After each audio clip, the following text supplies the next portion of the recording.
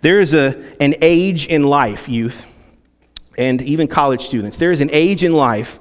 It's a little different for everybody. Some a little higher, some a little lower. Some in their early 20s, mid-20s. Some get all the way into their 30s before this kicks in. But there is an age after which you can no longer coast on being young to be healthy. You know what I'm talking about. In high school, if you're involved in sports, you're just in shape, no matter what you do. For the most part, your life keeps you moving. The rhythms of your life keep you moving and active. You have a high metabolism. You're kind of obsessed with how your peers look at you. So that is a recipe for staying active and being physically healthier overall. When I was a teenager, I lifted weights and I ran because I wanted to be better at football and basketball.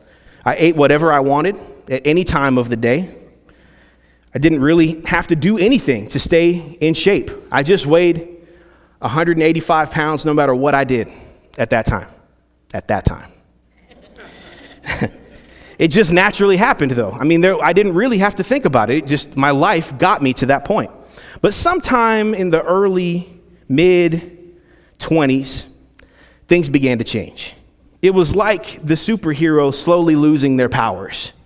You stare at the mirror and you look at what once was. You say, there used to be a vein right there, didn't there? Then you wash in your hair and you look down and you see little hairs in your hand. You say, what is happening to me? And you just feel deterioration happening. All of a sudden, you can't talk to someone in a normal speech pattern after climbing a flight of stairs. You gotta say, hey, we were gonna talk about something. You gotta give me a second. You start doing things like carrying Tums in your wife's purse, calculating how many Tums it's gonna take depending on the spice level of the meal that you're eating. You start saying things like, I just feel like I need a salad tonight for no reason.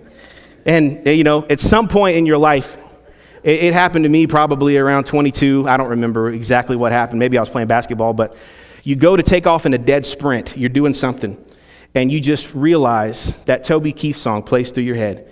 I ain't as good as I once was. You just feel it overtaking your body, right? And then you're lucky if something doesn't pop and you kind of limp your way home. So there's a realization that happens to everybody in life when you say, if I'm going to be somewhat healthy in my life, from here onward, it's not just going to happen. It's not just going to occur naturally. My body will only get worse naturally. So young people, marry someone in light of that truth, all right? It only gets worse. Now, and that was from me, wife. That was from me. All right.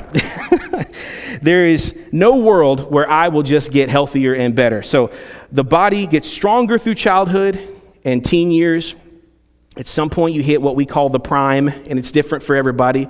And then the rest of life is basically trying to recapture a portion of the glory. It's a dogfight. So, you could have used a lot of examples there when we think about that concept. Could have said marriage. You have to work at it. We could have said knowledge. If the last time you read a book was when you graduated, you will get dumber throughout life. It's just going to happen. Like, you don't get just smarter naturally. So there are things in life that require aggressive pursuit in order to grow. Some things in life are like the weeds in your backyard. None of y'all ever went back and sowed seeds of weeds in your backyard or watered them or nourished them, but they find their way, don't they? They show up and they thrive doing nothing. Some things in life are like weeds. Some things in life are like the grass, where you have to take care of it. You have to maintain it, and it dies if you don't. So what are we talking about today? Paul begins chapter 4 telling us that the church has to aggressively pursue unity in the body. Unity is like our health. It's like our lawn. It won't just happen. It must be maintained. And the natural course of the world is to veer toward disunity, but this ought not be true of the body of Christ. And that's what Paul's going to talk about today. A healthy and living church has to aggressively, intentionally pursue unity as a function of the Spirit's residency among us. This is a message today to the church that currently experiences unity. This church is unified right now on this day as it stands. But as true as that is, and as much as we are joy-filled about that, just like freedom, it's hard to get, it's easy to lose.